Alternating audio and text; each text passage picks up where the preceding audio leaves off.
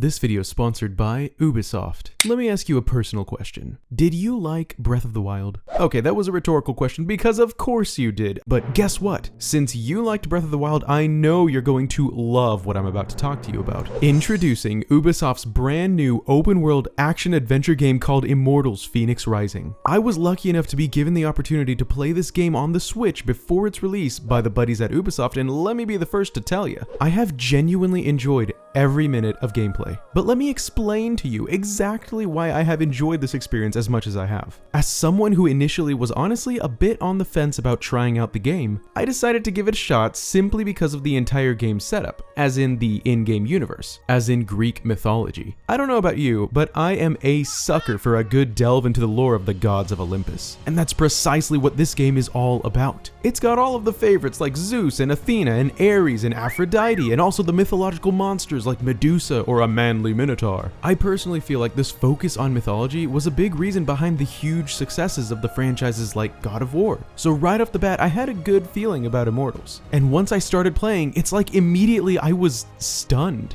It hits you as soon as you leave the title screen with some charming voice acting and character customization. You can look this way or that way, or have this voice or that voice, or this hair or no hair. And once you take your personalized hero, named Phoenix with a Y, into the world, boy does it start opening up. Right off the bat, you're introduced to a specific mechanic that I am personally so glad to see again, and that is the ability to climb any surface at the cost of stamina. I cannot stress how excited I am to see this genius mechanic making its way into more games, because this is how you truly unlock the feel of verticality in an open world. No, I'm not overreacting. As you adventure through the game, you stumble across mysterious vaults that feel refreshingly familiar for fans of Breath of the Wild, that are full of puzzles and monsters and normally reward your perseverance with some sweet upgrades like freaking wings. Did I mention the wings yet? Because the wings are super cool. There are tons of weapon and armor upgrades to find in the game, and another awesome mechanic that, again, is just the most impressive thing in the world to me is what I like to call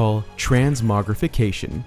No, I didn't take that term from anywhere. Why would you say that? Did you just find a new piece of armor that stat-wise you should wear, but you think it kind of makes you look like a chump? Well, no sweat. Make that armor look like this armor, or hide it entirely. The world is yours to manipulate at will. Speaking of which, I mentioned earlier that the story is non-linear, right? Because it is. After you finish the little beginning segment, which is still pretty open world, you can literally go anywhere at any time. Amazing. And you know what's even cooler? Immortals Fenyx Rising is going to be available on Stadia, Xbox, PlayStation, the Nintendo Switch, which is what I'm playing on right now, and PC. So literally whatever you are playing on December 3rd, you too can experience this delightfully charming adventure. There are also some pretty future-proof plans in place for DLC, so along with the game there's an option to purchase a Season Pass, which includes the next 3 narrative-based DLC packs that will each include new heroes and even branch into the world of Chinese mythology. And don't even get me started on Chinese mythology, okay? It's awesome, but you want to know what really puts the fun in phenomenal? The combat. If there's one thing most will agree on with Ubisoft games, it's the normally very fluid feeling combat. And Immortals is no exception. The setup is that Phoenix here can use 3 weapons, a light weapon, a heavy weapon, and a bow, and you can switch in between them each seamlessly in combat. There are also parry and perfect dodge mechanics that enable you to slow time for a bit to get some extra hits in on an enemy, and I personally like combining this with some aerial combos for a lot of damage. The enemies are varied and exciting to face off against. Some of them will charge you head on, some of them will throw things at you, spit things at you, dive bomb you from the air, and the way that you deal with them is completely up to you.